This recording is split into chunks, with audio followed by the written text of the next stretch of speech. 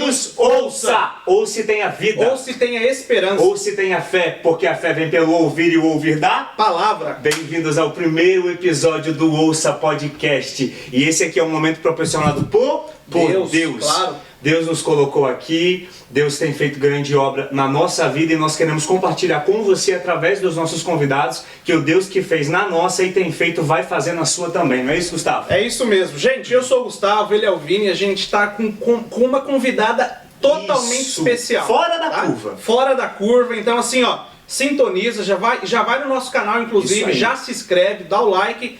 E fica por aí que a coisa tá boa hoje. Pega seu cafezinho, meu filho, senta aí. A pessoa que a gente trouxe aqui hoje, o nome dela é Maria Aparecida da Silva. Isso. Ela é mais conhecida como a Tia Cida aqui por muitos. E fiquem ligados. Exatamente. Né, Cida? Sim. Muito bem-vinda, Tia Cida. Obrigada. Aplausos aí, pelo amor de Deus. Obrigada, eu estou nervosa porque é a primeira. Minha primeira vez. Ela é quem está inaugurando com a gente. Vai entrar para a história, na verdade, porque Exatamente. o primeiro episódio de Ouça foi pela Tia Cida. E na verdade tem um motivo muito grande, Tia Cida, pra gente ter te chamado, porque é um bom burburinho nos ares a respeito do seu nome. Falou bem assim, é Bruna dizendo Tia Cida, é Kate dizendo Tia Cida, é Xará dizendo Tia Cida. Eu olhei pro Gustavo e falei, Tia Cida, por que não, glória Tia Cida? a Deus. Vamos trazer Tia Cida. Muito bem-vinda, muito obrigado por ter aceito esse convite. Gente, confiem, nós falamos a vocês que isso aqui é um local seguro. Mulher de Deus tem muito a passar pra gente, por isso que a gente falou, pega o seu café, senta aí no canto e senta que lá vem história e história de Deus. Tia Cida, fala uma coisa pra gente, há quantos anos a senhora serve ao Senhor? Ai, tem muitos anos. Eu aceitei a Jesus, eu tinha 8 anos de idade. Meu Senhor. Eu fui a primeira pessoa a aceitar Jesus, a conhecer esse Deus maravilhoso. Fui a primeira pessoa da minha família. Minha família é uma família bem grande e eu fui a primeira com apenas 8 anos de idade. Eu e a minha irmã. Nós aceitamos. Vocês inauguraram o caminho do Senhor na casa de vocês. Sim, foi uma coisa assim tão bonita que foi numa sexta-feira. Foi um grupo de criança visitar a minha casa. E quando aquelas crianças chegaram lá para cantar os corinhos que elas cantavam, eu percebi uma alegria no rosto daquelas crianças que eu olhava para minha irmã e não via. Uau. E eu corri no meu quartinho lá, aqueles espelhinhos antigamente que tinha vermelhinhos, né? Vermelho, laranja. Aí tava lá pregado na parede e eu fui olhar também o meu rosto para ver se o meu rosto também transmitia aquela tristeza que eu estava vendo no rosto da minha irmã, que não era igual ao que eu estava vendo no rosto daquelas crianças. Sim. E eu pude ver que o meu também era triste. E naquela sexta-feira à tarde, a irmã que estava com aquelas crianças visitando nos fez um convite para ir no culto das crianças, que era no sábado, às 3 horas da tarde. Eu vou ficar devendo as datas, porque eu não consigo, gente, eu não consigo guardar datas de nada. E aí minha mãe mais o meu pai deixaram a gente ir no culto das crianças. E quando chegamos lá, a irmã fez o apelo e eu e minha irmã aceitamos a Jesus. Uau. Nós viemos, uma recordação assim, eu até emociono contar isto, porque foi o melhor presente que nós tínhamos ganhado em toda a nossa vida. Porque a minha irmã ganhou um Novo Testamento. Ela ganhou um, eu ganhei outro. E nós duas vínhamos correndo na estrada. E eu parava no meio da estrada, no caminho, segurava a mão da minha irmã, olhava para ela e ela olhava para mim. E nós falávamos assim, nós nunca mais vamos largar Jesus. E nós nunca mais vamos largar Jesus. E corria para chegar em casa. Chegamos em casa, falamos com os nossos pais. Eles debocharam da gente, né? Porque era coisa de criança. Ele falou, isso não vai para frente. Ou porque seja, credibilidade nenhuma. Não tínhamos. E nós colocamos um propósito no nosso coração. E falávamos com eles assim, nós vamos ser crente até morrer. Com 8 anos. Com 8 anos de idade. Eu tinha 8 anos. E eu já participei de muitas coisas no meu lar, né? Sim. Vida do meu pai, da minha mãe. Então, assim, eu queria aquela mudança. E através de mim, da minha conversão, Jesus salvou todos os meus tios, que eu tinha 5 tios morando no mesmo lote, que era esse lote, o meu avô comprou 3 lotes, e aí todos construíram casa lá. E um dia, o meu tio, ele era cooperador da Igreja Católica, e ele tinha um acordeon, e ele tocava acordeon. E um dia, o meu tio falou comigo assim, você já aprendeu a cantar os hinos dos crentes? Eu falei, sim, já. Ele falou, que hino que você aprendeu? Eu falei, o hino 15. Aí ele falou, como é que canta o hino 15? Aí cantei para ele. Meu tio tocou o hino, a minha tia chegou, ficou em pé assim, na porta, olhando. Ele falou com ela assim, na nossa igreja, os hinos que canta lá não é igual aos hinos da igreja dos crentes. É diferente, é muito mais bonito. E através de mim, através do meu testemunho, esse meu tio foi para a igreja, aceitou a Jesus, depois foi os outros tios, depois foi minha mãe e por último foi o meu pai. Meu pai foi um pouco meio difícil, mas ele foi. Ele foi e aceitou a Jesus e aí a nossa família toda passou a servir ao Senhor. Uau. Então foi uma conversão assim, eu me converti com a idade de 8 anos. Então tem muito tempo que eu sirvo esse Deus. A senhora diria que isso foi uma semente de amor, né? Foi uma semente de amor. A sua casa foi salva por essa semente de amor que o Senhor semeou sobre o seu coração e da sua irmã quando vocês ainda eram crianças. E através de criança. Por isso que eu falo que o trabalho de criança, muitas pessoas não dão valor. Sim, mas é um baluarte, é uma fortaleza. O trabalho de criança é uma fortaleza. É uma base, é uma base. E uma base muito forte, porque a criança, quando ela coloca na mente que ela vai fazer alguma coisa, vai servir alguma coisa, vai fazer alguma coisa, ela faz. E ela faz com o coração aberto. Esse testemunho que a senhora trouxe só traz mais convicção ao que eu tenho aprendido desde a minha infância também conhecendo Jesus, que normalmente a gente escuta nas igrejas, né? Porque o ministério infantil é o futuro da igreja. Na verdade, é o presente. É o presente. Ele é o presente. Se Cristo usou a sua vida com 8 anos e a da sua irmã para criar uma plataforma e um caminho de salvação para sua família toda, e a sua família era grande. Grande. E gradativamente Deus salvou por uma decisão. Isso a gente pode lembrar até de Abraão, né? Quando Deus chamou ele por obediência, ele foi. Ele foi. Foi igualzinho que vocês fizeram, né? Foi muito semelhante. Alguém bateu na porta, foi vocês ouvirem com o coração aberto e foram servir ao Senhor. Foi muita bênção.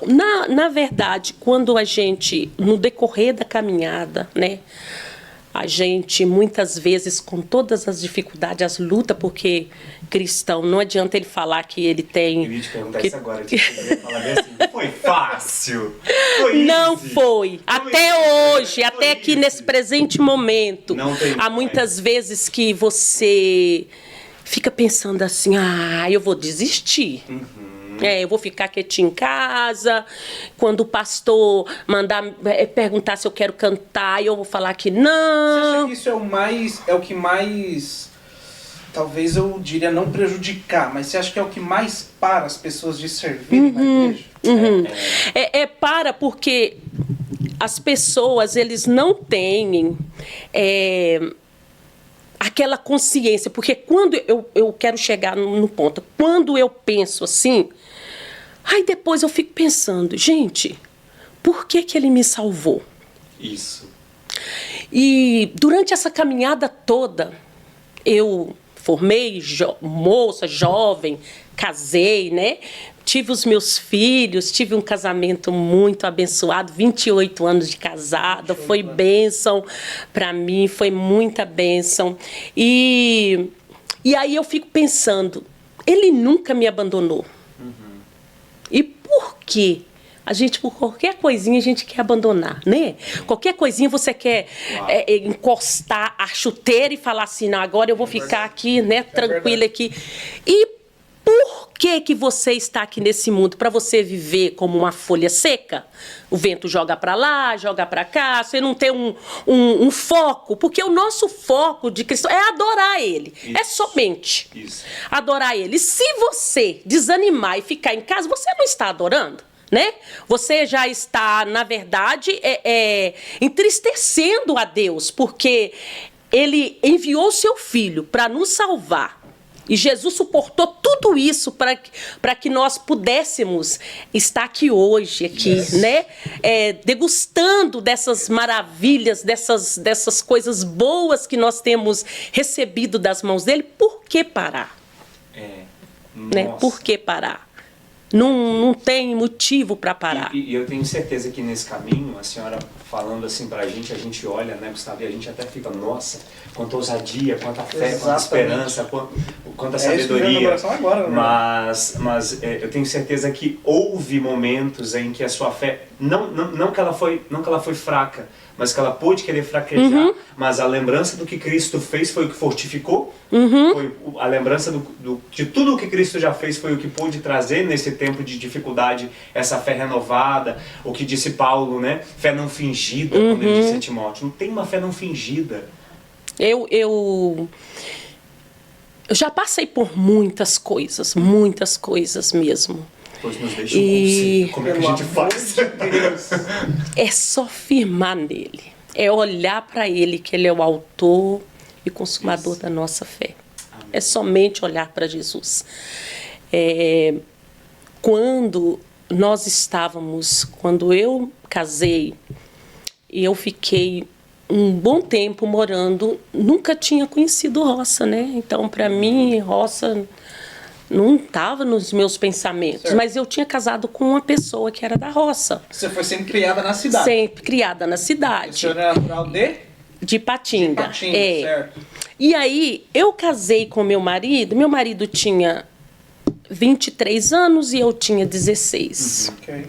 Então, assim, e fui criada naquele ambiente, assim, familiar. Meu pai muito rígido, muito seguro, e foi meu primeiro namorado, e eu casei também, não namorei outros rapazes. E aí fiquei morando perto dos meus pais, tendo aquela vida assim tão aconchegante, certo. Né? Podia ir na casa do meu pai, mas minha mãe, a hora que quisesse. E aquela vida boa. E um belo dia, depois de 2 anos e 6 meses morando perto dos meus pais, o meu marido pede conta na firma e vai embora para a roça cuidar de lavoura de café. E aí me levou para uma tulha velha que nem luz de energia tinha. E eu, com tanto medo, eu acendia muita lamparina, muitas velas dentro de casa e não alumiava, porque para mim estava escuro ainda, porque eu não era acostumada. Mas eu não sabia, nem tampouco meu marido sabíamos que Deus tinha um plano com a gente ali. E a gente não sabia, nós não sabíamos. E levei Kênia, novinha, a Kênia completou 1 aninho lá na roça. Certo. Ela tinha 9 meses quando eu mudei de Patinga, fui para Conselheiro Pena. Ok, Conselheiro Pena. Um lugar chamado Padre Ângelo. O pessoal aí de Minas nos atualize, pelo amor de Deus. Padre Ângelo. Gente, os vizinhos, meu sogro falava assim, tem um vizinho. Sim, tem um vizinho. Qual a distância? De carro a meia hora. De carro? Meia hora. Um vizinho. Vizinho. Quando, para vocês verem como que o negócio era tão distante, tão fora assim do mapa, que quando você ouvia um barulho de carro, que não era os carros da fazenda do meu sogro, todo mundo saía para fora. Porque era de pessoa diferente, estava indo lá no terreno do meu sogro. E nós ficamos ali um bom tempo. E eu sofri muito, né? Com a minha sogra, tadinha. Eu sofri muito com ela. Uma vez. E eu ficava assim, muitas vezes, né? E eu levava, eu estava até falando com a Bruna ali, porque eu de vez em quando, eu não é porque eu toco violão não, né? Eu bato blém, blém, blém assim, e aí como era na roça, não tinha ninguém que tocava, então eu tocava, né? Eu acompanhava os hinos da harpa, cantava os hinos que eu ia talvez cantar lá avulso, e aí eu pegava esse violão e colocava quando ia na hora de ir para a escola dominical, que a gente íamos para a igreja só no domingo, só tinha culto no domingo, não tinha como ter culto os outros dias, que era muito longe. Aí meu sogro tinha uma Toyota, tipo um micro-ônibus. E aí todo mundo entrava, a família era grande, entrava ali e a gente levava aquele violão. E muitas vezes sobrava para mim o tal do cachorro quente, que era atrás da Toyota, que não tinha a almofadinha. Era só na lata. Aí a minha sogra e as minhas cunhadas pegavam a queina, colocava lá, escorria, sentava e sobrava para mim atrás com o violão. Certo. E aí o meu esposo tinha que ir dirigindo, ou então o meu cunhado. E eu tinha muita raiva daquilo, menina. Eu tinha tanta raiva daquilo. E eu ficava, não, hoje eu não vou cantar. Não vou cantar. A minha vida sempre foi assim, viu? De perguntas, eu mesmo pergunto e eu mesmo, antes de Deus responder, eu já respondo pra mim. Eu não sou boba, não. Aí eu falo assim, não, eu não vou. Aí eu falo, mas, gente, por que Deus me trouxe para aqui? Por que Ele me salvou? Por que Ele me ensinou a, pelo menos, pegar algumas posições no violão? Por que Ele me ensinou a cantar? E por que eu sou útil à tua casa? A igrejinha era pequenininha, né? Então, eu tinha que ir. Mesmo assim, eu tinha que ir. E passado um tempo, assim, aconteceu muitas coisas, mas passado um tempo, o meu esposo não tinha coragem de ler nenhum versículo bíblico na frente. Ele não tinha coragem. Ele não ia de terno na igreja, porque antigamente, para ganhar oportunidade, você tinha que ir de terno. Verdade. Ele não usava terno para não ganhar oportunidade. Ou seja, era de propósito. De propósito. Ele não usava. Ele não usava porque ele não queria ganhar oportunidade. Uau. E um belo dia, eles colocaram ele como porteiro da igrejinha. Era muito fácil, né? A igrejinha lá não dava problema nenhum, que às vezes quando passava um a cavalo, aí parava, tirava o chapéu, entrava, sentava um pouquinho, saía de novo. Não aguentava nem ficar muito tempo na igreja. E aí ele ficava lá de porteiro. Mas um belo dia, o fazendeiro, dono, que a igreja era construída no terreno dele, resolveu ir para Mato Grosso com a família toda. E não tinha ninguém para colocar na igrejinha. E aí eles indicaram meu marido. Meu marido, como era um porteiro, era a pessoa que tinha sido indicada para ser o dirigente da igrejinha. Sim. E ele falou que não queria, não, eu não quero, eu não tenho condições, eu não posso. E eu comecei a falar com ele, não, você tem condições. Se Deus escolheu você, se eles escolheram você para você estar lá na frente, você tem condições, porque Deus não escolhe ninguém incapaz de fazer as coisas para ele, não. Quando Deus escolhe alguém, é porque Deus sabe que a pessoa tem condição de fazer, né? Apesar que nós somos fracos, né? Nós somos, assim, fraco, eu falo assim, nós sempre tem que falar, a gente não consegue. Mas quando Deus escolhe você para fazer alguma coisa, vai crendo, porque você vai conseguir fazer. Isso aí. E meu marido, quando ele ouviu falando assim, ele falou assim, eu vou fazer um voto na casa do meu sogro. Você viu o que eu falei aqui. Certo. Não ia ninguém, né? A fazenda muito longe, era muito longe. Ele marcou um culto, como um culto de despedida do pastor que ia embora para Mato Grosso. Meu sogro marcou um culto na casa dele, na fazenda dele. E o pastor falou com meu marido assim, já que você vai fazer o culto, eu vou colocar você para pregar. Gente, meu marido não lia um versículo na Bíblia. Ele não lia, ele não tinha condição de ler.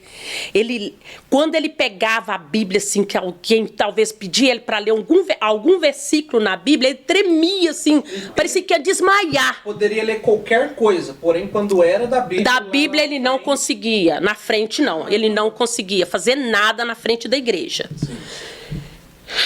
Aí, meu marido tinha feito um voto, mas ele não tinha falado comigo ainda, né? Diz ele que fez um voto assim, falou com o Senhor, ó, Senhor, se for da tua vontade que eu tomo conta da sua casa, o Senhor vai fazer uma coisa para mim, o Senhor vai mostrar. Ele fez como voto daquele... Acho que ele profeta, né? Que falou que da lã, que colocou, aí se amanhecer molhado. Aí fez um voto desse jeito, quase desse jeito.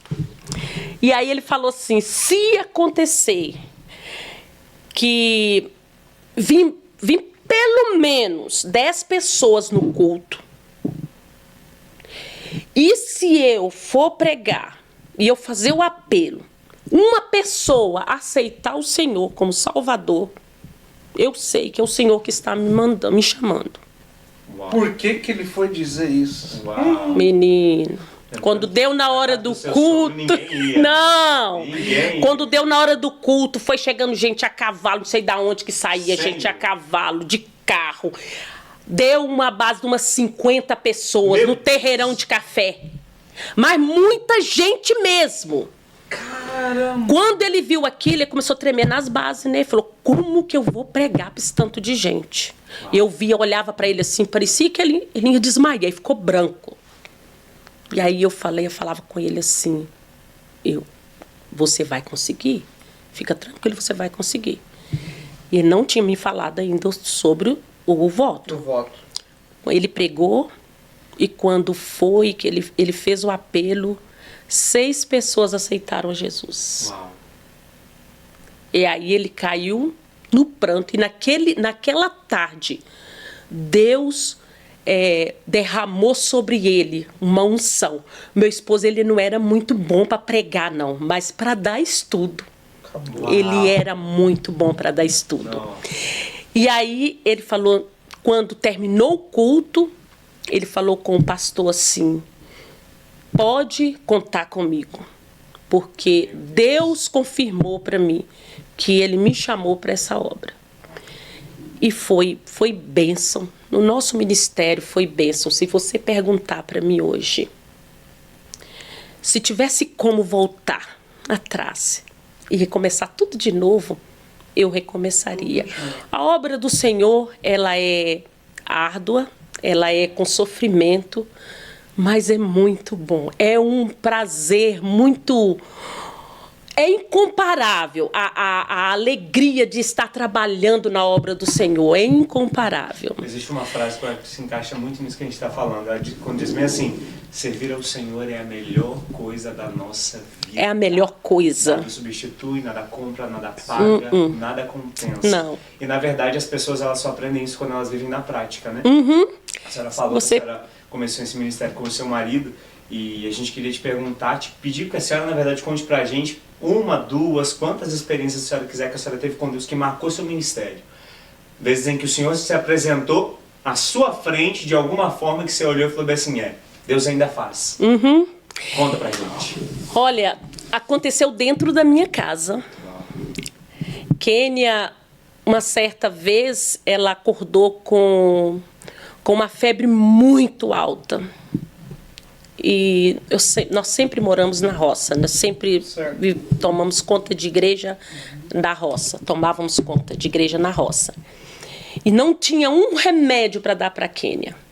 Meu marido levantou, colocou as mãos sobre ela e repreendeu aquela febre. Na hora. A menina começou a suar. Você passava a mão nela assim, ela começou a já respirar melhor e a febre abaixou. Abaixou não, ela acabou na hora. Não foi questão de minutos. Não, foi na hora. Meu marido orou na hora. Uma outra vez, meu marido estava com uma dor de dente muito forte. Gente, uma dor de dente, doída. Eu imagino, porque esses dias tem misericórdia. Não, e ele colocava a mão na cabeça e gritava, e gritava. E teve uma hora que ele parou, pôs a mão na cabeça, ajoelhou no chão e falou com o Senhor: Senhor, me cura dessa dor de dente. O que é que eu vou fazer aqui nesse lugar? Não tem um remédio, Senhor. Não tem como eu ir no dentista agora, essa hora. Me cura. Na mesma hora, meu marido foi ficando tranquilo, deitou e dormiu. O Deus que cuida dos que o servem. Uhum. Outro milagre que aconteceu, eu passava bem dificuldade na roça, financeiramente, né? A gente passava, então a gente nunca passou fome. Sim. Mas assim, falta de alguma coisa que talvez eu queria comer.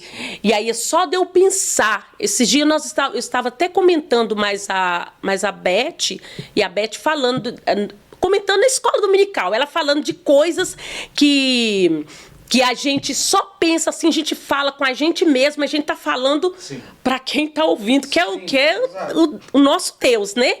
E aí Deus envia alguém para te levar aquilo que você tanto quer comer. Talvez é uma coisa simples, mas Deus, ele interessa por nós, né? E eu estava com muita vontade de comer um macarrão com sardinha, lá no Cantão de Roça, um molho de tomate, não tinha como comer, e nem arroz também, a gente comia arroz. Gente, eu vou falar para vocês uma coisa aqui. Olha, Deus usava uma mulher pembeira. Vou falar para vocês uma coisa aqui absurda. Deus usava uma mulher pembeira para dar para gente, toda semana, 2 litros de arroz. E ela levava esses 2 litros de arroz e pro meu marido conseguir segurar os irmãos que iam para a escola dominical de manhã para ficar pro culto à noite, nós tínhamos que dar janta para eles. E aí nós não tínhamos o arroz, né? Tô falando arroz. Não tinha arroz para nós. As outras coisas a gente tinha muito legumes, batata, mandioca e galinha também e fubá. Para mexer angu. A Kênia nem gostava mais de angu, de tanto angu que nós comíamos. Ela me falou que eu vou comprar um pacote de angu para ela. Aí eu pegava os 2 litros de arroz, essa senhora chamava Zerina, e ela chegava lá com esses 2 litros de arroz e falava: aqui, pastor, eu trouxe para o senhor mais os seus filhos. Aí meu marido falava assim: ora e guarda ele aí para domingo. Não vamos comer ele, vamos fazer para domingo para os irmãos. Ele já pensava... 2 litros de arroz para segurar os irmãos para o culto à noite, porque a gente queria ter o culto à noite. Então, quantas vezes a gente talvez não recebia o arroz, não tinha como fazer uma janta para os irmãos, porque eu não queria oferecer para os irmãos o mesmo que eu comia, um angu, não queria. Então, eu queria oferecer para eles uma comidinha melhor. E aí ele segurava os irmãos. Aí eu tinha que ir na igreja, eu ficava lá na igreja, eu e meu marido e a Kênia. A Kênia estava bem pequenininha. Eu cantava o hino da harpa, meu marido falava naquele hino. Eu cantava de novo, meu marido falava daquele hino. Eu cantava de novo, meu marido falava daquele hino. Aí de vez em quando passava um viajante na estrada, a cavalo, amarrava o cavalo lá, entrava, ficava um pouquinho, fazia reverência, né? Reverenciava lá e saía de novo. Então era só eu e meu marido. Então a gente queria segurar os irmãos lá para o culto. E aí Deus usava essa mulher para levar esse arroz. E um dia foi uns irmãos da cidade, Conselheiro Pena, visitar a gente. E esses irmãos oraram. E da hora que terminou de orar, o irmão falou com o meu marido assim: irmão Jaider, eu não sei se o irmão está precisando, mas Deus tocou no meu coração aqui que eu tenho que doar para o irmão um meio saco de arroz limpo, arroz escolinha. Naquela época era o arroz da região, era o melhor arroz que tinha. Aí o Jaider falou: não, irmão, eu aceito tudo, mas não falamos com ele, né? Que a gente que era Deus, que na verdade era Deus que estava tocando o coração dele. Aí no outro dia, meu marido foi lá buscar o arroz no ponto de caminhão de leite. E eu matei um frango. Falei, vou esperar esse arroz chegar com feijãozinho cozidinho. Chegou e a gente fez aquela festa. Aí meu marido teve que ir lá na cidade e falou, amor, eu vou lá, vou agradecer ao diácono divino que deu pra gente esse arroz, vou agradecer. Aí quando meu marido chegou lá na cooperativa, falou, diácono, eu quero vir aqui agradecer. Falei, você não tem nada a me agradecer. Vem cá, Deus mandou eu preparar umas coisas pra você aqui. Preparou uma caixa. Meu Deus. Tudo que eu tinha vontade de comer estava naquela caixa. A sardinha, molho de tomate, cebola de cabeça, porque a gente não tinha falado com meu marido, não tinha falado com ninguém. Eu só falei no meu pensamento, nem abri a boca para falar, eu só falei no meu pensamento. Que vontade de comer um macarrão com sardinha e sabão para lavar roupa, porque, gente, era sabão de abacate. Sabão feito em casa de abacate. Uau. E Mateus estava bebezinho e eu não tinha sabão em pó para lavar as fraldas do Mateus. Então eu ia para a bica, era de pano, não usei nenhuma fralda, descartava meus filhos, não, gente. Era tudo de pano. Aí tinha que ir esfregando aquilo, colocar na água fervendo, né? Pra tirar as manchas. Então, assim, foi uma coisa assim. E eu ficava na bica lavando e falava com o Senhor assim: Senhor, quantas vezes fazia, os irmãos de Patinga, fazia a cesta, né? Passava em casa, pegando cesta. Falei, quantas vezes, Senhor, eu pegava caixa de sabão em pó fechada, doava sabonete. Não sabia da época que eu podia usar sabonete. Nem shampoo para cabelo, gente. Eu ganhava uns grampinhos, algumas coisas para pôr no cabelo que a esposa do pastor Ezequias me dava. Então não tinha mesmo. Até hoje eu tenho problema nos meus pés, porque não é todo calçado que fica bom nos meus pés, porque eu usei muito tempo. Se eu calçava 9, no caso, lá no Brasil, 39, né? 39. Aí a pessoa me dava um sapato 38, 37. Tinha que fazer entrar. Aí eu calçava. E os meus dedos acostumaram, assim, dolorido. Certo. Então não é qualquer calçado que eu consigo ficar com ele no pé. Inclusive na igreja eu tiro muito sapato, porque isso é uma coisa que ficou em mim, sabe? Eu já jurava que era porque você era crente pentecostal. Não, meu filho, não, senhor. Eu olhava assim, gente, você olha a tia Cíntia, você tá aqui, ó. Ah, não, eu tiro o sapato mesmo. Tá machucando meu pé e eu tiro mesmo. Não tem isso revelado o segredo. E aí, então assim, eu fiquei esse negócio comigo. Aí eu falava com o Senhor, mas por quê? Que eu tinha tanta coisa pra doar. E aí agora não tenho um sabão em pó, um sabonete pra tomar banho. Aí nessa caixa veio tudo o que eu queria usar durante esse tempo todo. Caramba. Sabão em pó, sabonete, shampoo,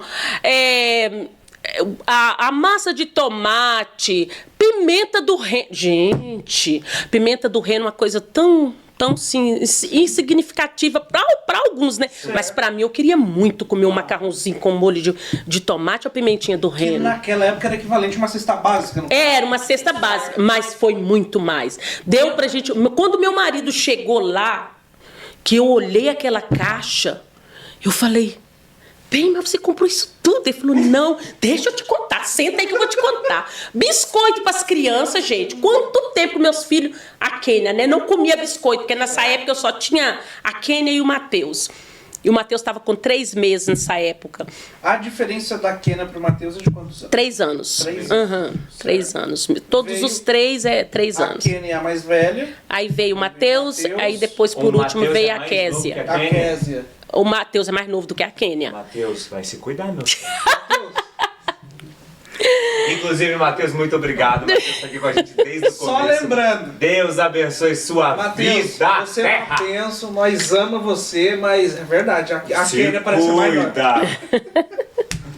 O Matheus é mais novo. O Matheus é mais novo. Uau. E eles participaram de todas essas experiências com vocês? Todas as experiências. Eles eram novos, mas eles foram crescendo gradativamente. Foram crescendo. Inclusive, Kênia mesmo, ela já era bem entendida. Então, assim, ela só quando nós fazíamos, quando eu contei sobre o arroz, aí ela tinha uns 3 aninhos, aí ela ficava sentada dentro do quarto e toda hora ela falava comigo assim, não põe angu pra mim, não. Ela não gostava dos benditos do angu, porque ela não, nem ela falava, queria falar bem, né? Ela falava assim, mamãe, não põe angu e nem zinzame. Nem angu e nem nhame. Aí eu falava, o que você quer comer? Ela falava, a rapinha do arroz. Aí eu ficava, espera. E sobrava mesmo só a rapinha. Porque era muita gente, como 2 litros de arroz não dá pra nada, né? E ela queria a rapinha. Ela queria rapinha. Aí comia rapinha.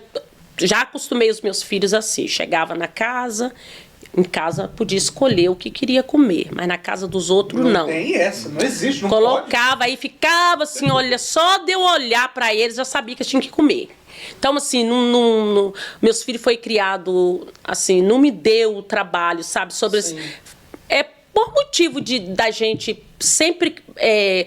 eles foi criado, bem dizer, na obra, né, no ministério, com o pai servindo como pastor, pastoreando a igreja. Então, a gente colocou eles naquele ritmo, né? É exatamente o que eu ia perguntar. Eles cresceram vendo vocês servindo ao ministério, à igreja, pastoreando, cuidando de pessoas. Então, eles cresceram vendo vocês fazendo isso a vida toda. A vida toda. E eles sempre caminhavam com vocês? Sempre caminhavam. E chegava na igreja, era um ritual. Chegava os 3, aí subia, aí meu marido dava oportunidade para um, para outro.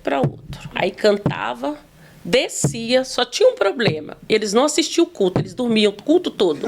Eles cantavam, eu não gostava que eles andavam dentro da igreja. Então eles cantavam, pegavam a cobertinha, forravam debaixo do banco e ali eles dormiam. Todos os cultos, era sagrado. Chegava na igreja, cantava. Aconteceu uma coisa, assim, bem engraçada.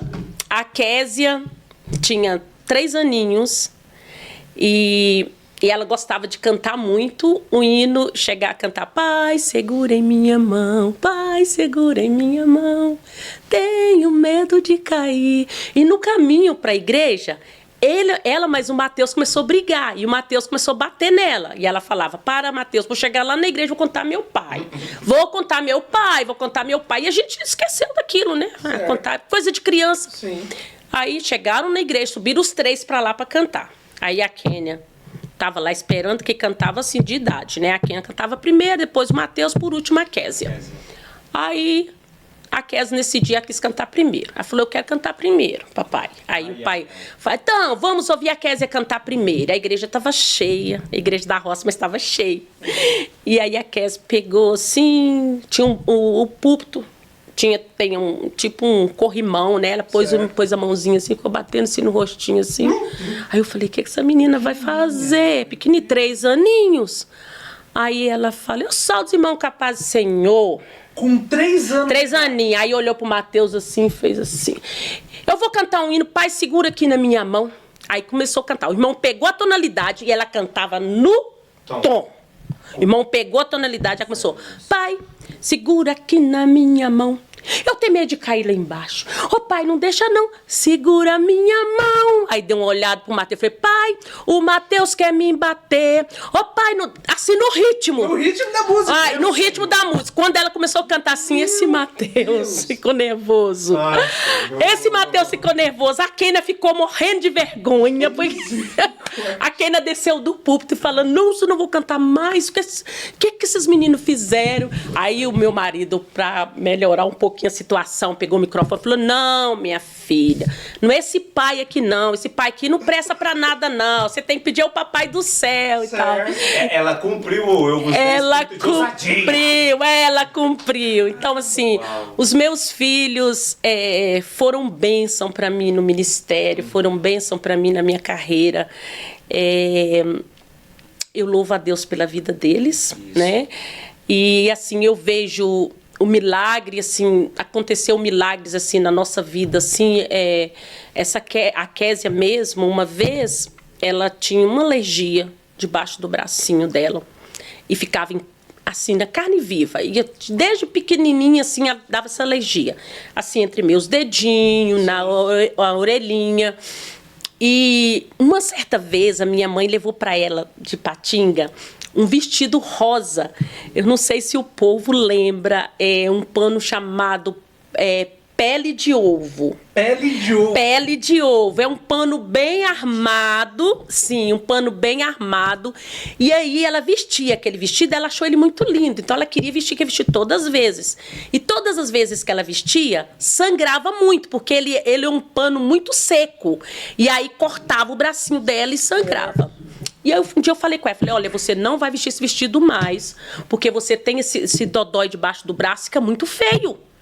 Aí ela, tá bom. Aí passou. Um dia, nós estávamos com a igreja movimentada, tinha visitante e tal, e eu com aquela correria, como esposa de pastor, né? Sim. Correria, fazendo comida, que tão de gente dentro de casa, porque na roça não é igual aqui, né? Claro. Na roça o povo... É bem mais íntimo. O povo se ajeita mesmo. Então quem conhece Tia Cida tá entendendo da onde que saiu essa habilidade de cozinhar.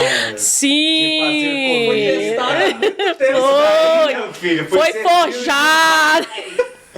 Foi errando o ponto, foi acertando o ponto. E aí... ela chegou perto de mim, eu lembro que eu estava lavando as vasilhas, correndo para ir para a igreja. Meu marido já tinha ido com os visitantes, já estava lá na igreja. E ela chegou perto de mim e falou, mamãe, deixa eu vestir o vestidinho que a vovó me deu. Eu falei, não vai vestir esse vestido, não.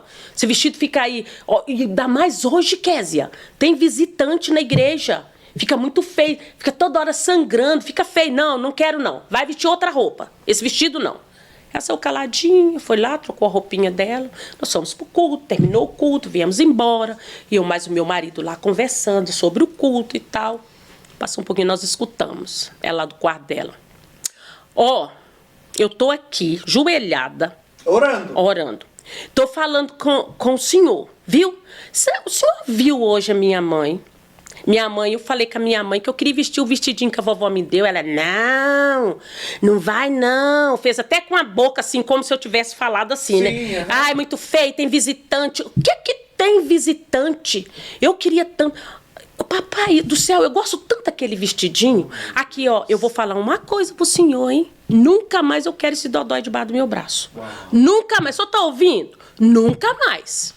E eu comecei a rir, que eu achei engraçado. Claro. Meu marido, não, senhora. Ajoelha e vai orar também.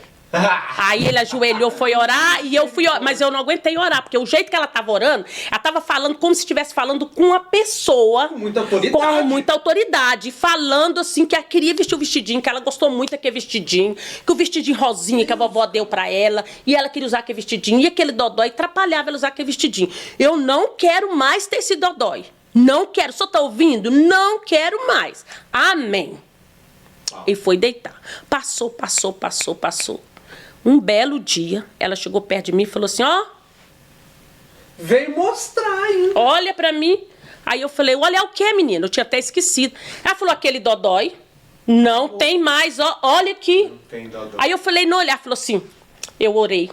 Uau. Eu orei, porque nunca mais eu quero ouvir a senhora falar que eu não vou usar o vestidinho que a vovó me deu. Uau. Que agora eu vou usar ele tanto que eu quiser, porque agora não vai machucar. Nunca mais voltou. Uau. Então, assim, a gente trabalhou na obra com muitas dificuldades, mas a gente via a mão de Deus, assim, Deus nunca nos abandonou.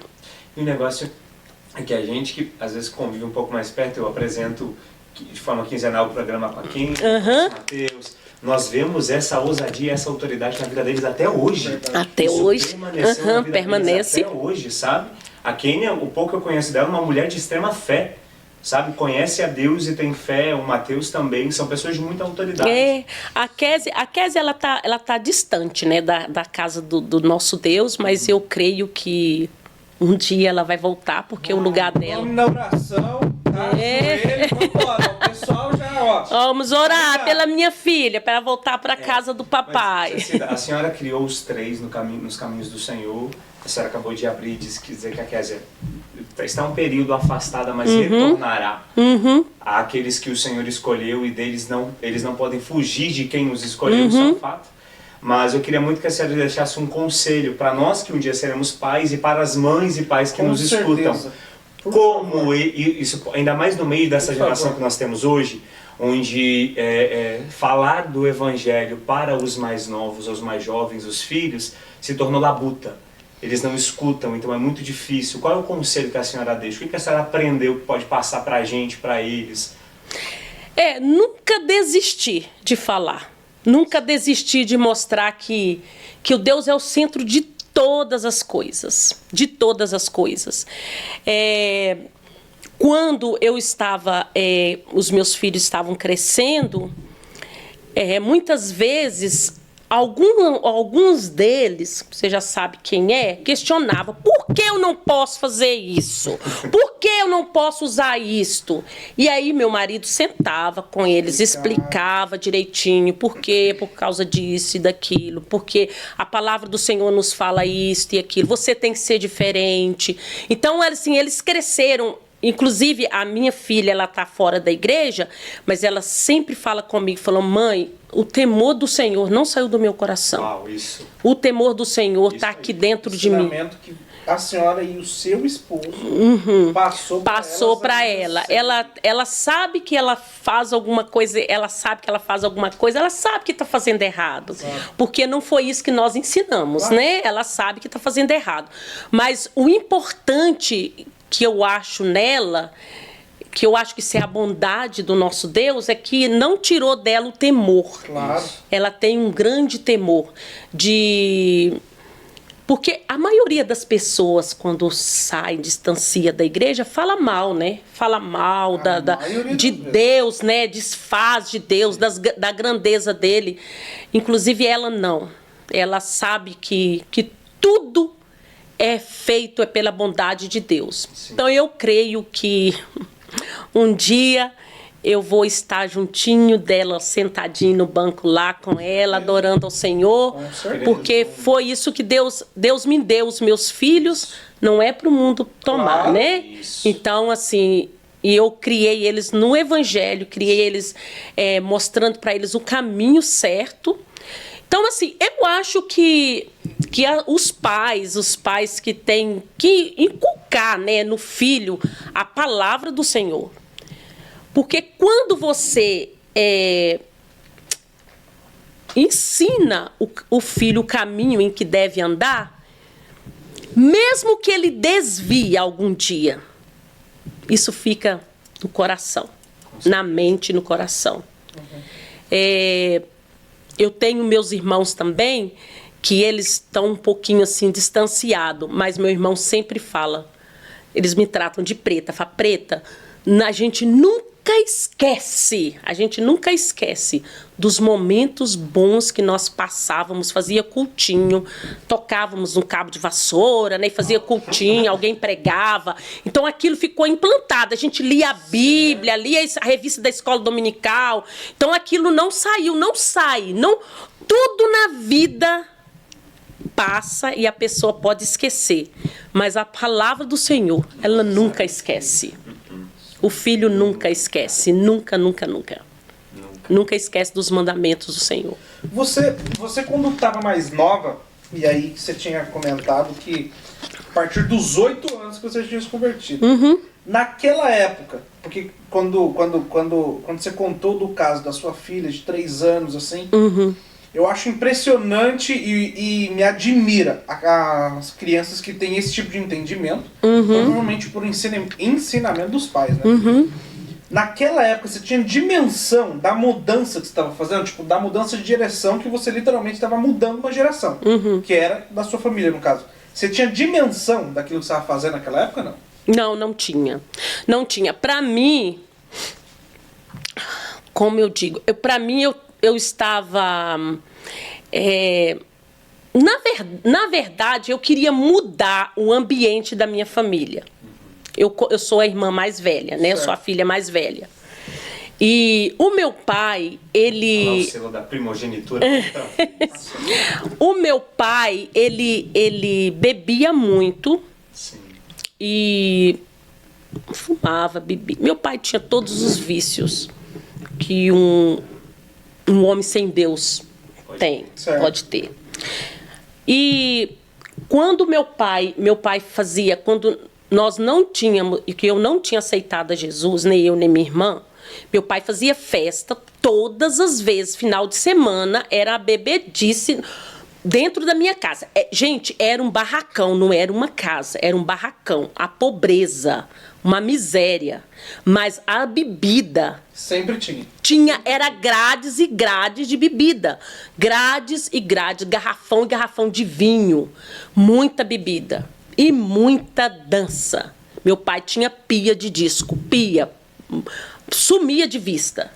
Então, meu pai levava os amigos dele lá para casa. E aí, minha mãe bebia, meu pai bebia. E eu, como mais velha, meu pai não deixava beber. Mas aí ele mandava eu pegar a bebida e eu colocava a garrafa vazia e virava o restinho na boca. Quantas vezes eu já ia pra cama tonta. Uau. E fumava um cachimbo. Meu pai fumava cachimbo. E minha avó, mãe do meu pai, era fabricante de cachimbo. Então eu ia pra casa dessa minha avó e eu tinha lá os cachimbos guardados para mim.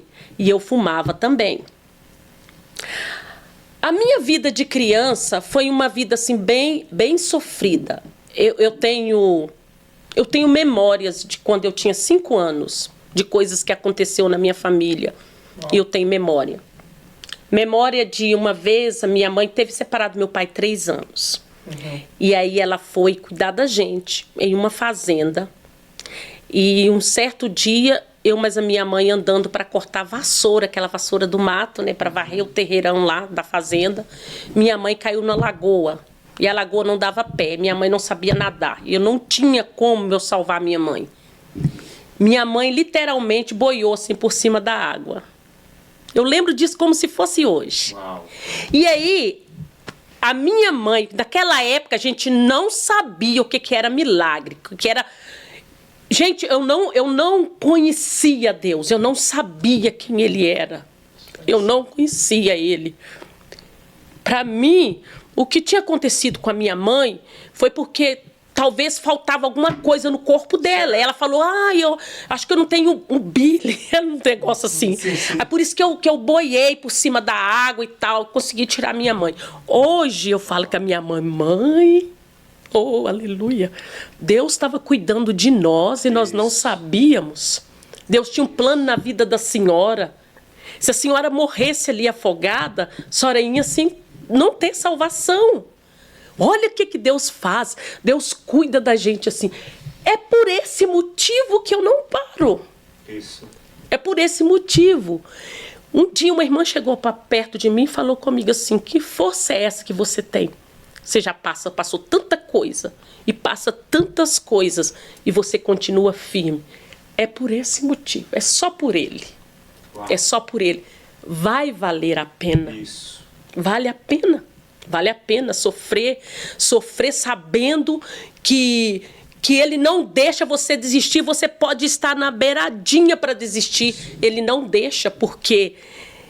Você sabe o foco, você tá servindo um Deus poderoso, você tem um foco, você tem uma carreira, você tem eu tenho para mim assim que um atleta, eu acho que ele perde só se ele parar na caminhada. Não importa se ele vai chegar primeiro. Isso. Não importa se ele vai ser o último a chegar, o importante é não parar. Isso. Não tem importância. Não tem tanto significado de você chegar primeiro. Exato. O importante é chegar. Chegar. Você pode continuar a sua caminhada, andando, mesmo que alguns passem na sua frente, mas você continue andando. Uau. Então, assim, aí eu falei com a minha mãe, mãe, Deus tinha um plano na nossa vida. Nós não sabíamos. Meu pai, gente, o diabo perseguia o meu pai. Meu pai, até agora ele já tem, né? Mas ele não tinha dente. minha mãe para cozinhar, para ele comer uma carne, tinha que ser bem cozidinha. E meu pai, quando bebia, quebrava os copos e comia. E meu pai não passava mal. Eu chegava em casa, abria a porta e mandava alguém entrar.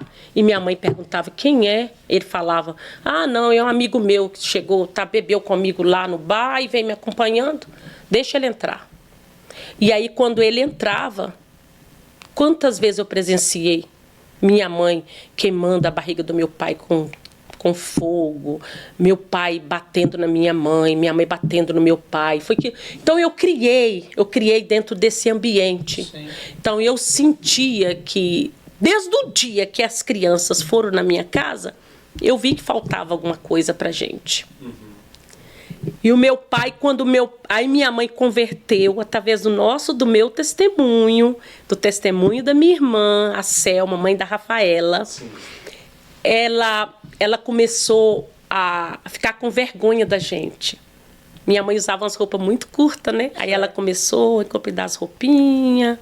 Aí a gente falava, não, nós não pode mais usar roupa de alça, tem que pôr manga.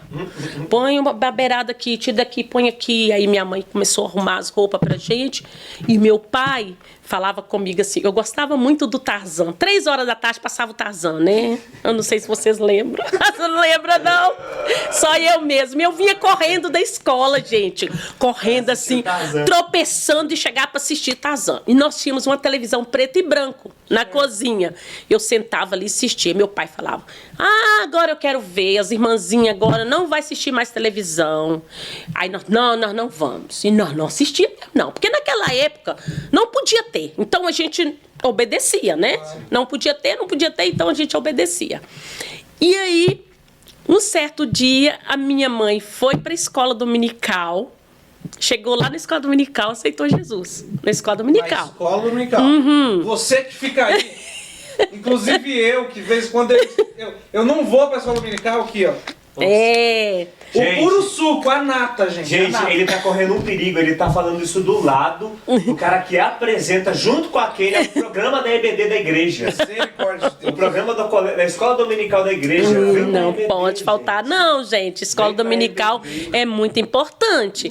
A minha mãe aceitou Jesus na escola dominical e a minha tia também. Foi na escola dominical que eles aceitaram a Jesus. E aí, o meu pai começou a chamar, não chamava mais a minha mãe pelo nome. Ele chegava, irmã, pega assim pra mim, irmã. Faz assim pra mim, irmã. E minha mãe já estava tadinha por aqui com aquilo. Ele fazia de propósito. Fazia de propósito. Não, de propósito. Aí um dia minha mãe fez aniversário. E aí meu pai chegou em casa. Uma coisa importante que eu tô deixando passando desde o dia que eu aceitei Jesus, mais a minha irmã, nunca mais teve bebedice na minha casa. Meu pai não bebia mais lá. Desde o dia que você aceitou? Aceitou. É que eu aceitei a Jesus. Ele respeitou a gente. Ele não bebia e nem tinha mais baile na nossa casa. Certo. Ele ouvia os discos dele lá, caladinho, bebia a pinga dele, mas não chamava mais amigos. Não tinha aquela festa todo final de semana. Certo. Aí minha mãe aceitou. Aí no aniversário da minha mãe, que ele sempre fazia as festas, ele chegou com um disco para minha mãe. Diz ele que era disco de crente. Ele, irmã, você tá fazendo aniversário, não pode mais beber aqui, né? Que as meninas não deixam, agora você também aceitou Jesus, né? Então agora eu trouxe um disco para você. Aí a mãe, que bom, Dito. Aí o meu pai chama Benedito, minha mãe chama Luzia. Que bom, Dito e tal. Aí ele, eu vou passar aqui para você. E colocou na radiola. Gente, meu pai chorou. E o disco acabava, o pai colocava, juro, vai, mas ele falou, você vai acabar com o meu disco e tal. Ele, não. Disco de vinil. Vinil. Aí se virava de um lado e de outro, né? Aí ele falou, mas é um disco muito bonito, que música bonita e tal. Através daquela música, Deus começou a falar no coração do meu pai. Minha mãe não tinha direito de pegar o disco, era só ele.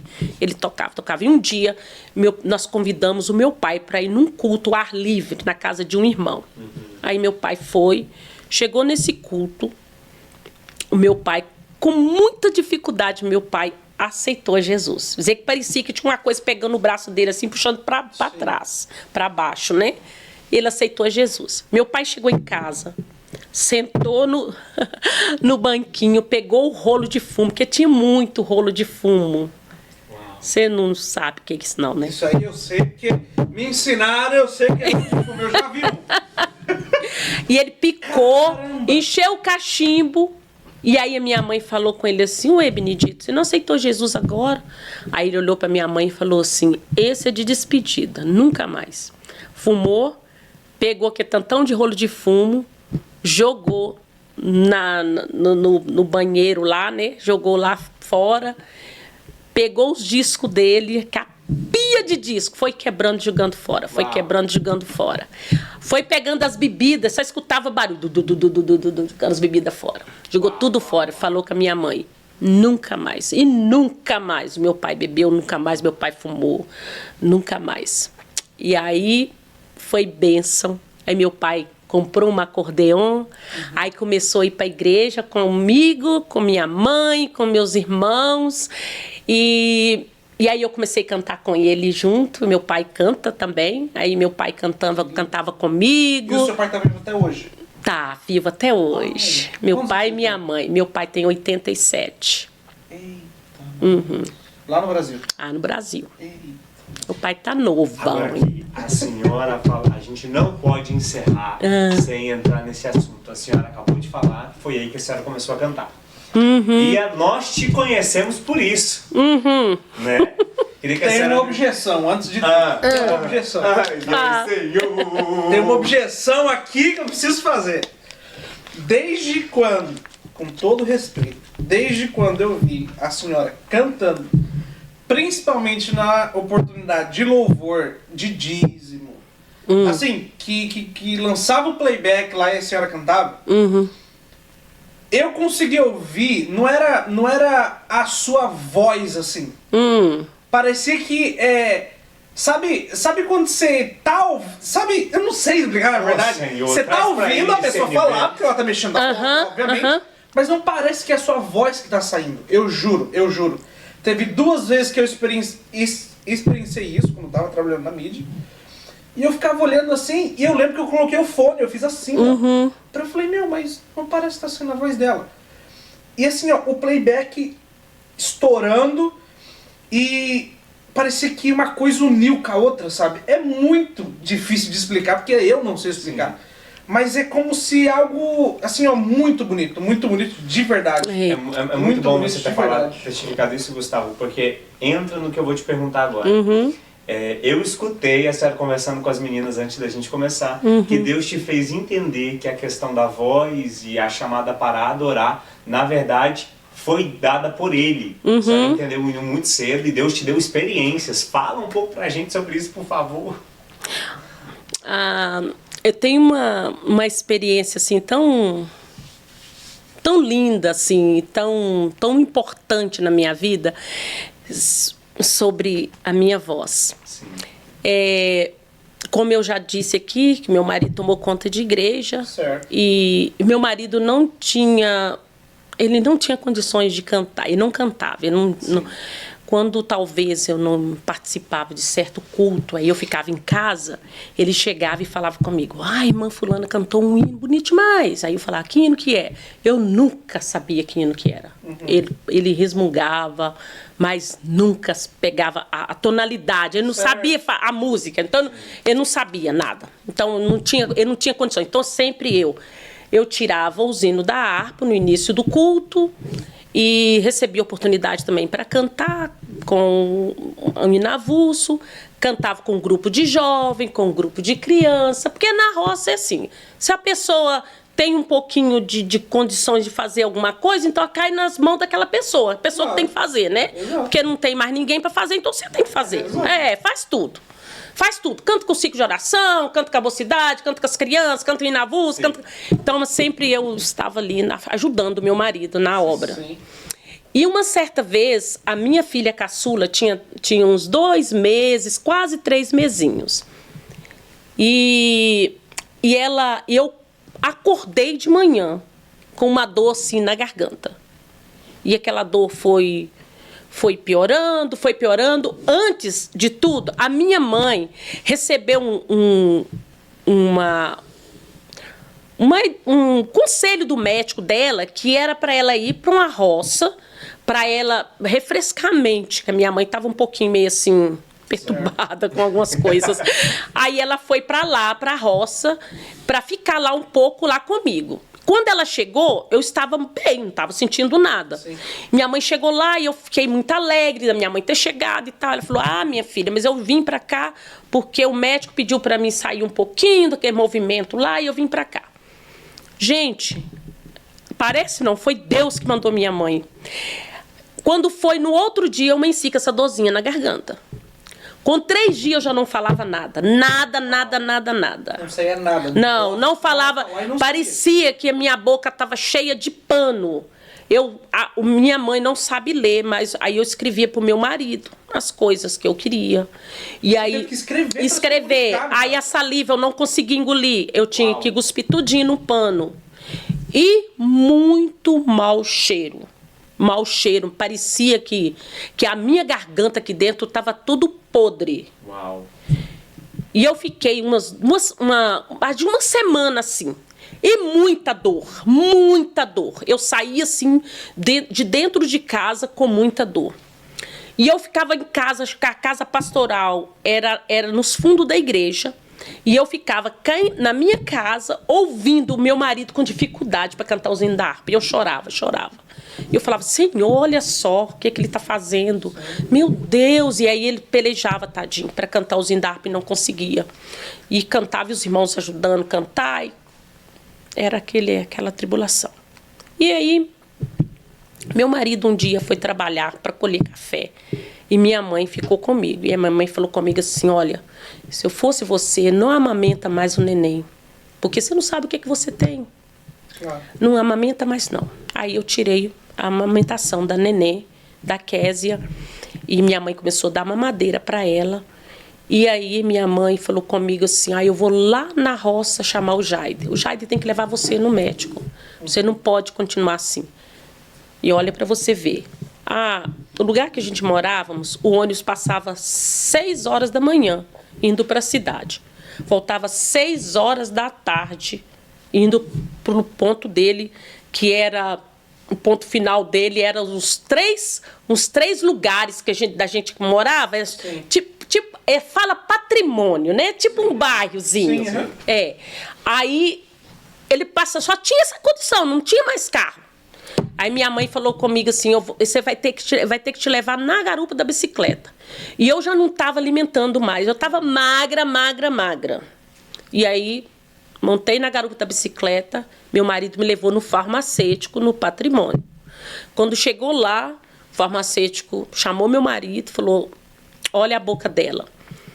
Dizer que tinha uma pintinha vermelha, assim, do pontinho de agulha, no meio daquela placa branca. Tinha um pontinho.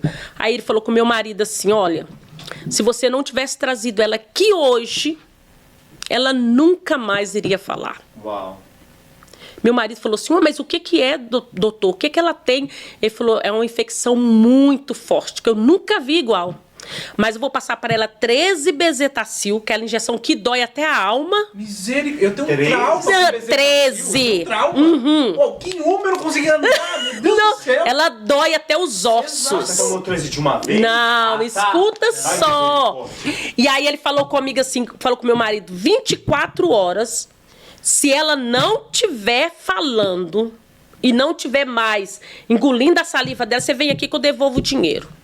Meu marido, tá bom, e nós dois confiamos no remédio, né? E naquela época não se levava em hospital, levava não, farmacêutico, é o farmacêutico. Era que tirava dente. Arrancava dente. Era uma luta, né? Era uma sofrência, como diz o outro. Sofria muito o povo da roça, né? Antigamente. E aí nós fomos embora. Chegamos em casa, eu com aquela alegria toda, que ia tomar bezetacil. Aí já tomei uma na farmácia. Quando foi de manhã, uma senhora lá, irmã da nossa igreja, foi lá, aplicou a outra. E aí, quando tinha 3 dias que eu tinha feito, estava tomando as injeções, eu vi que o negócio não estava melhorando. Eu continuava do mesmo jeito, não podendo falar. Não saía voz, gente. Não saía. Não conseguia falar. Parecia que eu estava com um monte de coisa dentro da boca, um monte de pano dentro da boca. E toda hora tinha que cuspir aquela saliva, toda hora, aquela coisa toda. Aí eu peguei a chave da igreja. Aí fui para a igreja. Falei com o Senhor. Falei, até agora, Senhor, nós confiamos na Bezetacil. Até agora. Mas eu sei que isso aí não é para remédio curar. Isso é para o Senhor. E aí eu falei com o Senhor, falei, olha, Senhor, se o Senhor me curar, por isso que eu falo, que mesmo que eu estou um pouquinho, que eu fico rouca, que é difícil eu ficar rouca, mas quando eu fico rouca, mesmo assim eu canto, porque foi um compromisso que eu fiz com Ele. Então aí eu falei, Senhor, se o Senhor me curar, se o Senhor me curar dessa enfermidade, Senhor, eu tenho 3 filhos pequenos, Senhor, eu tenho que servir o Senhor com essa voz na Tua casa. Meu marido não tem condições de cantar, Senhor. Ó, Senhor, me ajuda, me cura. Se o Senhor me curar, enquanto o som sair daqui, eu irei te louvar. Enquanto o som que eu conseguir te adorar, que alguém te entendeu o que eu estou fazendo, o que eu estou falando, eu irei te adorar. E aí fui embora, voltei para casa. Esse foi numa quinta-feira à noite, tinha oração, culto de oração. E minha mãe, como estava lá comigo, minha mãe foi para oração e eu fui também. Fui para oração, ajoelhei lá, tô lá chorando lá. E diz a minha mãe que depois ela falou comigo, 3 vezes eu senti aquela vontade de ir lá perto de você e repreender essa enfermidade. Que tinha uma voz falando comigo que essa enfermidade não é enfermidade de Deus, é enfermidade maligna. E aí ela falou assim, aí eu não fui porque eu fiquei com medo de ser empolgação minha por eu ser mãe e querer tanto que você seja curada. Uau. E diz ela que de uma hora ela levantou e eu senti minha mãe colocou a mão na minha cabeça e repreendeu aquela enfermidade. E falou que sai enfermidade maligna agora da garganta da minha filha. Na mesma hora, tinha muito tempo que eu não conseguia tossir. Não dava vontade de tossir, né? Eu não conseguia tossir. E eu comecei sem querer tossir, eu com medo de doer. E eu fiquei assim. Aí então eu fiz. Quando eu fiz assim, eu senti que saiu uma bola. Uma bola assim na minha boca. Aí eu saí pra fora, coisa bem nojenta, sabe? Eu coloquei, depois mostrei pra minha mãe. Uma coisa podre. Uma coisa maligna mesmo. Foi maligna. Uau. E quando eu tossi, foi a mesma coisa. Eu sempre falo isso como foi desentupir um cano. Sim. Na mesma hora que eu cuspi, que saiu aquilo da minha garganta, eu peguei o microfone e consegui cantar os hinos da harpa na tonalidade que eu sempre estava 2 semanas sem poder falar. E nunca mais essa dor voltou na minha garganta. Nunca mais. Então, realmente foi uma experiência espiritual. Foi uma experiência espiritual.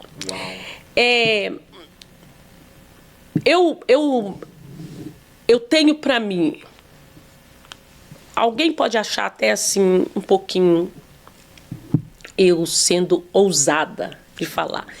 Eu tenho para mim que enquanto eu cumprir com o que eu fiz com o Senhor, essa voz vai estar aqui. Isso. Mas o dia que eu quebrar esse pacto, eu tenho certeza que Deus tira, porque não é minha. Foi o Senhor quem devolveu. Foi o Senhor que me devolveu a voz que eu tenho. E Deus tem feito muitos milagres, muitas coisas através dessa minha voz. Sim. Quando eu fiz o lançamento do meu primeiro CD... Já lançou um CD. Vai buscar agora. Não, isso é muito... Pelo amor de Deus. Gente, muitos anos, gente, viu? Não, isso aqui não tem... Eu só tô falando do milagre, Vini, só do milagre que Deus uma senhora, uma irmã ligou pra rádio na época que eu fiz o lançamento. Sim. E naquela época eu não pude fazer o lançamento de CD, eu fiz fita cassete. Certo. E aí a irmã estava falando que ela estava ouvindo os meus hinos no gravador, né? Naquela época passava no gravador. Alguma coisa assim, não lembro o nome do negócio. E aí diz ela que a filha dela começou a ficar brava dentro de casa. Começou a falar com ela, para de ficar ouvindo, eu estou cansada de ficar ouvindo essa mulher, para de ficar ouvindo essa mulher. E diz ela que a fita explodiu dentro do computador, do aparelho dela. Aí diz ela que a filha dela falou, eu falei que não era para ficar ouvindo.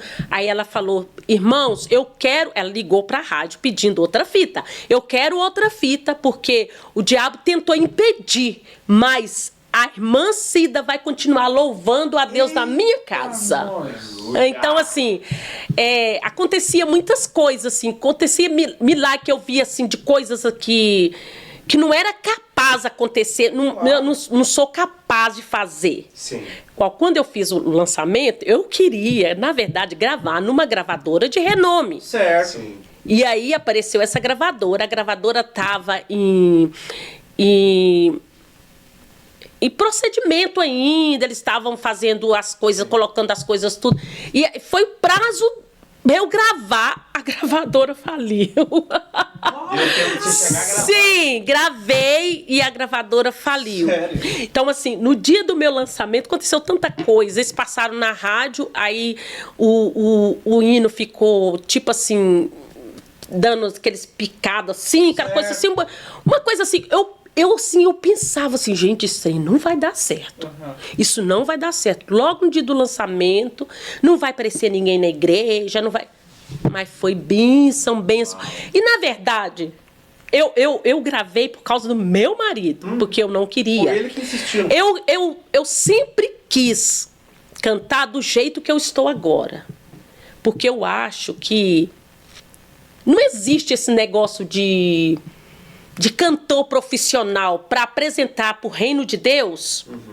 Não existe isso. Você tem que cantar, louvar a Deus, adorar Ele pelo que Ele é, pelo que Ele fez por você, pelo que Ele é. Não importa CD, não importa venda de CD. Eu corria de banca de meus CDs, aí depois fiz um outro lançamento, que aí veio CD, né? Aí o pessoal colocava lá na banca. Eu corria légua, não queria autografar, nem pensar, não queria, não gostava. Eu falava, eu tô indo, irmão. Quanto CD que você vende? Eu falei, irmão, leva o CD, irmão. Vai pra sua igreja. Ô, irmão, e se não vender? Eu falei, irmão, me devolve, irmão. Não preocupe com isso, não. Eu não preocupava com venda de CD, não preocupava. A minha preocupação... Sabe qual era a minha preocupação? Era de eu estar louvando a Deus e alguém estar recebendo algo. Isso. O importante é isso. Porque se você for cantar simplesmente para cantar para vender CD, não canta, gente. Exato. Não grava, não canta para vender. Porque não é a voz, o que Deus deu para gente. A minha voz, ela não é negociável. Isso. Não é para negociar. Isso é um ensinamento para uma geração inteira, principalmente para essa. Não é para negociar. Muitos amigos meus falavam comigo assim, Cida, abre mão do seu serviço, porque eu trabalhava fora, abre mão, se investe mais o seu CD. Eu falei, para mim viver triste? Não. Eu cumpro as minhas escalas direitinho, os meus convites, atendia direitinho, voltava para casa feliz. Se me desse uma oferta, eu recebia, se não me desse, eu não estava nem aí. E eu falava, eu falava com meu marido assim, sabe o que eu quero? Bem, eu quero continuar cantando, mas sem receber nada. Eu não quero ter esse negócio na cabeça, eu tenho que ir, tenho que vender CD.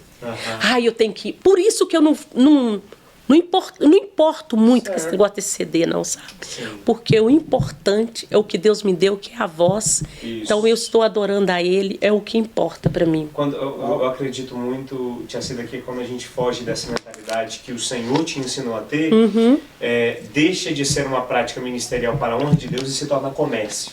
Verdade. Na verdade, Sim. as pessoas elas têm dificuldade de admitir isso, que hoje nós vivemos um evangelho comercializado, onde as pessoas elas sentem a importância de comercializar nas visualizações, na quantidade de álbuns vendidos, de CD vendido. É difícil você encontrar alguém que olhe para o que Deus deu e fala bem assim, eu não farei disso comércio, eu farei disso ponte de salvação. O meu interesse é que o Senhor salve pessoas através do que Ele me deu. É como a senhora falou, eu sei que foi Deus quem me devolveu. Eu cumprirei com Ele a minha aliança para manter, não por medo de não ter, mas porque eu me sinto útil no que eu exerço hoje com a voz que Ele me deu. Então as pessoas, a igreja do Senhor, não as pessoas. Eu realoco a minha fala. A igreja do Senhor precisa voltar a entender isso. Quando entendermos que nós somos servos e nada além disso, nós voltaremos a entender o nosso lugar dentro do reino de Deus. Que nós não temos, a gente não precisa ter esse direito ou esse desejo de ser ovacionado por um ministério itinerante. E se recebermos a oportunidade de um ministério itinerante, lembrar que a honra e a glória permanecem sobre a mesma pessoa. Verdade, verdade. Muitas vezes eu tiro um tempo assim, quando eu vou orar. Eu não sei se já aconteceu isso com vocês, da gente orar e ficar pensando. Fica um tempão assim, sem falar nada e pensando. O que eu vou dar para Jesus? O que eu vou dar para Deus em troca do que Ele já fez por mim? Se parar, uma certa vez, assim, no início da minha carreira, na minha caminhada com Jesus, eu comecei a cantar com meu pai. Nós cantávamos muito aquele hino, deixou o esplendor de sua glória. Meu pai fazia a segunda voz e eu fazia a primeira. Naquela época era a primeira e segunda. O negócio não entendia, esse negócio de contrato, soprano, isso a gente não entendia. Não, a gente não entendia. Ou então você canta fino e eu canto mais grosso. Era assim, era desse jeito. Eu me lembro também disso aí. E aí eu comecei a pensar assim, Deus me deu tanta coisa, né? Jesus salvou meu pai, salvou minha mãe, salvou os meus tios, salvou os meus primos. Sim. E aí eu fiquei pensando, o que eu vou dar em troca? E até hoje eu estou bem velha, né? E aí isso me acompanha, esse pensamento. E um dia de joelho eu falei com o Senhor, falei, olha, Senhor, eu não tenho nada, nem se eu desse para o Senhor todo o ouro do mundo, porque o Senhor é dono dele. A prata, o Senhor é dono dele. Tudo que eu desse para o Senhor não pagaria o que o Senhor fez por mim. Mas a única coisa que eu vou dar para o Senhor é a minha voz. E pronto, a minha voz. E essa voz, vou ser sincera falar com vocês, a minha voz nunca cantou um hino, uma música do mundo. Um hino secular. Nunca. Uau. Nunca. Uau. Não é porque falar, quer ser. Não é isso não. É porque eu fiz um pacto com Deus. Sim. Então, essa voz pertence a Ele. Uau. A minha voz pertence a Ele. Então é somente para Ele. Uau. Eu não acho vantagem. Mesmo eu assim, que a carne pede, né? Muitas das vezes, você ouve uma musiquinha assim, você fica aqui na cabeça assim, quando eu vou para cantar, aí eu lembro, aí começo a cantar, resmungar um hino, que eu acho que é mais tem mais valor, né? Tem valor do que cantar uma música secular. Nós colocamos e dizemos que isso é um ensaio para a eternidade, né? É. Se aqui você está tendo dificuldade de adorar o Imagina Senhor a todo tempo, lá. você quer chegar lá para quê? Se a tua boca é 50 por 50, 50. Existe aquele livro Café com Deus Pai, né? Você toma café com Deus Pai e de tarde você está tomando café com quem? De manhã é café com Deus Pai, de tarde é café com quem? Eu não vou falar nada, gente, que é para depois não cortar Pelo amor de Deus. transmissão, tá? Mas vocês entenderam. A gente vai ficar mais próximo, vocês vão me ouvir mais. Exato. E para encerrar aqui, eu queria terminar de começar, com uma pergunta que eu fiquei muito instigado com isso, e é o que eu consigo ver que existe uma falta muito grande. Pelo menos na nossa geração, no que a gente vive hoje, o que eu consigo enxergar muito é que essa autoridade, essa ousadia, parece que ela não existe mais. Pelo menos o que eu vivi, o que eu escutei, a senhora falando, o que eu escutei dos antepassados era justamente isso. Não, eu vou orar, é com a filha da senhora de 3 anos que falava e ponto, acabou. Hoje em dia, você acha que essa falta de ousadia é talvez por uma falta de desinteresse? É por uma falta... O que você acha disso? Deficiência de oração, intercessão, busca. Eu acredito que a pergunta do Gustavo, formulando ela, seria exatamente essa. Por que essa geração deixou de ter de Deus tanta autoridade? Exato. Porque antes, sabe? assim, eu conto experiências que a minha tia, ela já foi líder de obreiros e tudo mais, e ela via coisas, ela ia fazer tratamento espiritual com outras pessoas, e orava, e colocava de joelho, não, e o demônio vai ter que sair, não sei o que, e repreendia. E, sabe, você conseguia ver o poder de Deus realmente. Manifestação de poder. Exato. Você quer dizer. E hoje parece que a gente se omite em relação a isso. Não tem aquela mesma autoridade, por exemplo. Antes, eu via muitas pessoas antigas que era assim, eu tô com uma dor de cabeça, tô com uma dor de dente. A primeira coisa que se pensava era em orar.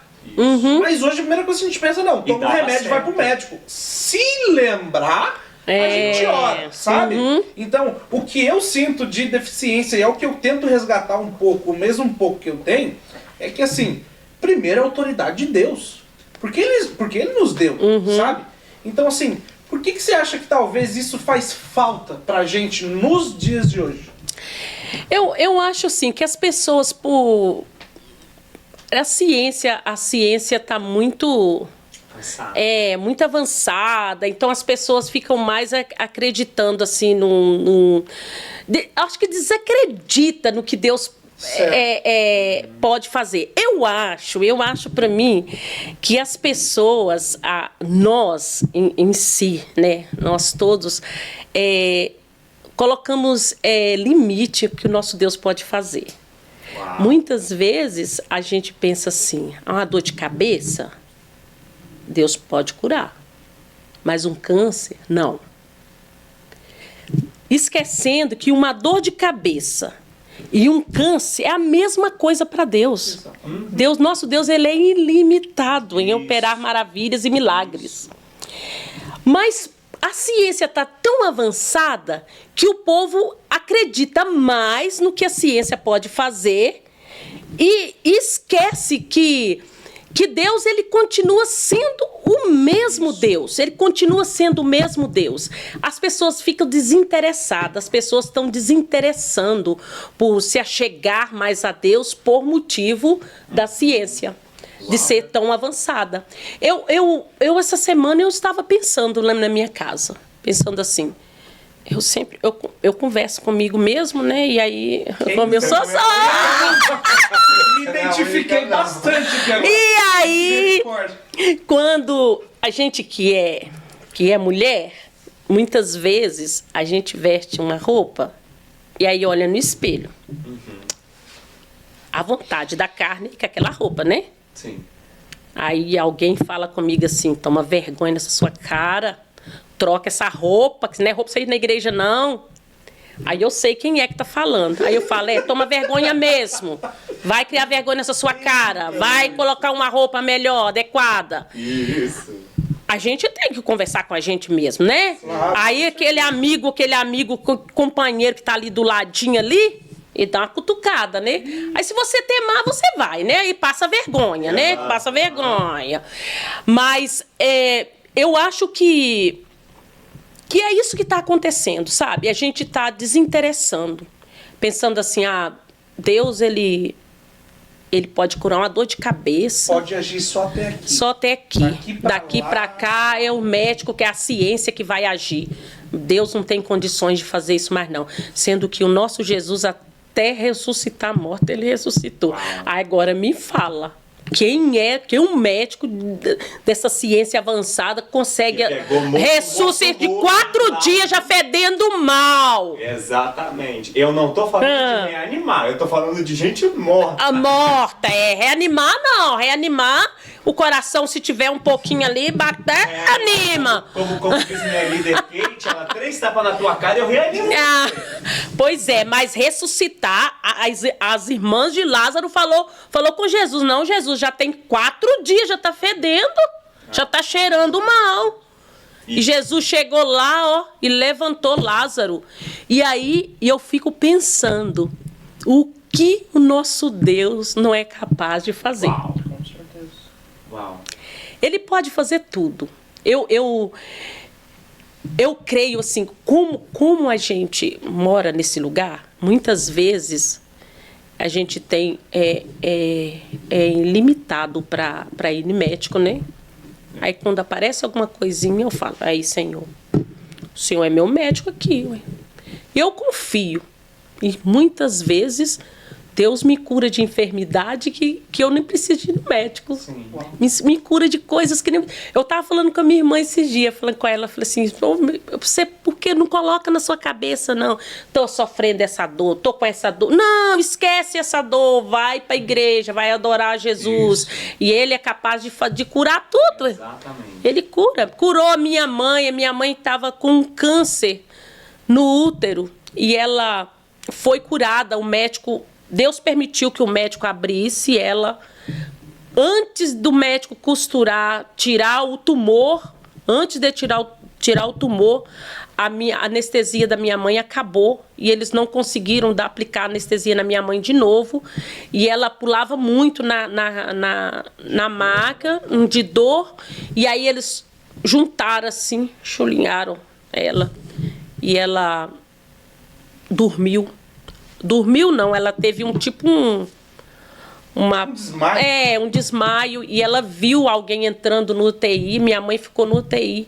Quando nós soube que ela estava no UTI, eu morava na roça e eu vim, meu irmão estava em tempo de morrer, de chorar, e falou que a minha mãe não ia conseguir sobreviver.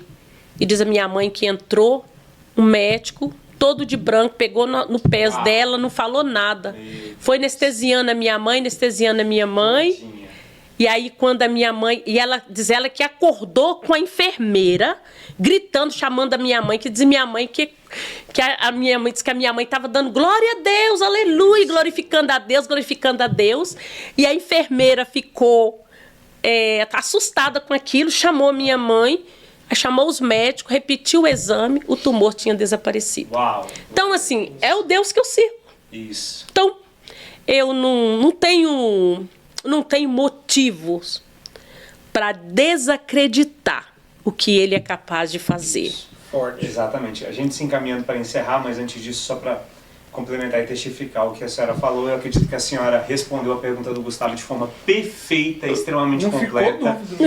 Não tem como, até porque eu posso testificar, trago o Gustavo como testemunha, minha irmã está ali na outra sala, que a maneira como a senhora expôs essa situação é exatamente o que acontece e o que a gente tem que trazer à consciência. Eu cresci em um lar onde Deus gradativamente salvou a todos, mas mostrou que Ele é Deus de poder. Que para começar a salvar a minha casa, Ele visitou minha avó e livrou ela dos vícios. Depois foi a minha tia e devolveu ela a coluna, tirou ela de uma cadeira de roda. Passou pela minha mãe, uma mulher de um temperamento extremamente difícil, trouxe a ela a temperança. A mim devolveu a audição, ao meu tio com 3 hérnias de disco, deixou as hérnias lá. Se você vê meu tio que pastoreia hoje no Paraguai, meu filho, ele é um Beyblade na igreja. Deus toma ele no poder e ninguém para ele. Então você fala, Vinícius, o que é que Deus fez com essa geração? Não, é o que essa geração tem feito com o nosso Senhor. Com Deus. Eles têm criado departamentos, Gustavo, para onde Deus pode ou não operar. Porque Deus pode operar para um câncer, mas não pode operar para uma dor de cabeça. Então nós criamos para Deus departamentos. Senhor, o Senhor pode só nessa ala, que é a ala de emergência. Daqui para frente, deixa que as minhas mãos operam. E o Senhor, Ele é extremamente cavalheiro em tudo que Ele faz. Se você o conhece apenas na ala de emergência, então você, na verdade, conhece a um Senhor que é muito raso, inexistente, porque o Senhor não é raso. O Deus que eu conheço é o Deus que me fez nos meus avós, nos meus tios e nos meus pais. E quando chegou em mim, eu comecei a questionar, como o Gustavo questionou, e falei assim, nossa, o Senhor fez em todos eles, mas em mim, e uma certa vez orando ao Senhor em respeito a isso pela madrugada, o Espírito de Deus me visitou e falou bem assim, não, peraí, você está me questionando, sendo que eles buscavam conhecer quem eu sou. Eles me buscavam dentro do Evangelho e eles não esqueciam que o Deus de poder vive, que o Deus que opera milagres em uma criança que pode ter sido abusada ou tocada na infância, é o mesmo Deus que pode visitar uma ala. É o mesmo Deus que visita valados, é o mesmo Deus que pega o viciado, olha para ele e traz a ele esperança. Porque a gente gradativamente, conforme a nossa fé progride, se é que eu posso dizer, com o tempo passa, a gente, se não cuidar, se torna muito incrédulo. Porque daí a gente olha e fala assim, nossa, Deus fez na minha vida. Mas na vida da tia Cida, Deus vai fazer, olha a situação dela. E ao invés da gente lembrar do Deus de esperança, né? Falar bem assim, não, Deus tira dessa vida. Deus faz mesmo. Então, se a gente puder deixar uma mensagem hoje, através do testemunho que a senhora trouxe, e de tudo que a gente falou aqui, é que a gente está conversando com Maria Aparecida, tia Cida, uma mulher que ouviu a voz de Deus na infância, e eu posso dizer que eu acho que a sua oração, tia Cida, pode começar e nos testifica dessa forma.